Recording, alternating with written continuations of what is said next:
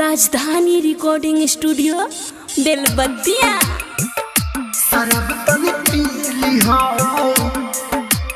DJ Kanchan Raj Hajipur Vaishali.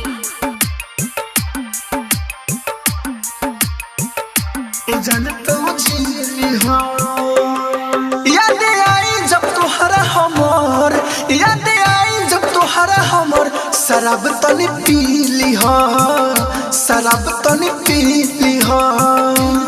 मोरा तानी लेके हमारो उमर, मोरा तानी लेके हमारो उमर।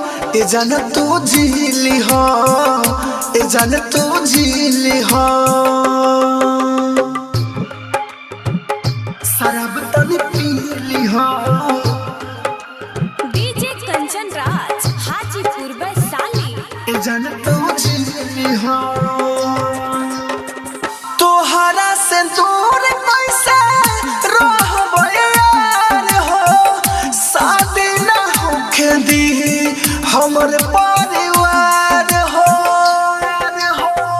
तोहरा से दूर कैसे रहबो यार हो, शादी ना होखे दी हमर परिवार हो।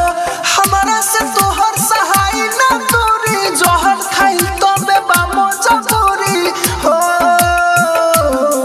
देख जाता नी दिल पर जखम, देख जाता नी दिल पर जखम।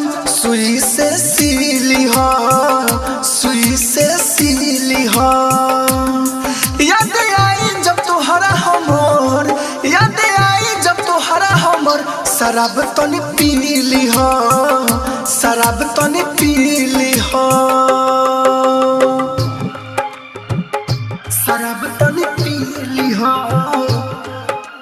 डीजे कंचन राज हाजीपुर वैशाली। ए जान तू झीली हो।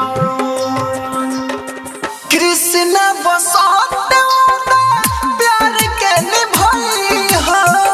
सीता में अगिया अपना हाथे लगई हो। कृष्ण बसंत प्यार के निभाई हो। सीता में अगिया अपना हाथे लगई हो। हमरा खातिर तू न लोरावा बहई हो, करी हो कोशिश हो सके तो भूलई हो।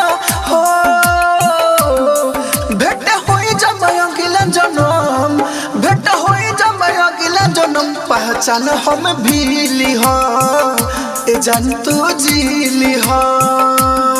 याद आई जब तोहरा हमर, याद आई जब तोहरा हमर। शराब तनी पीली हो, शराब तनी पीली हो।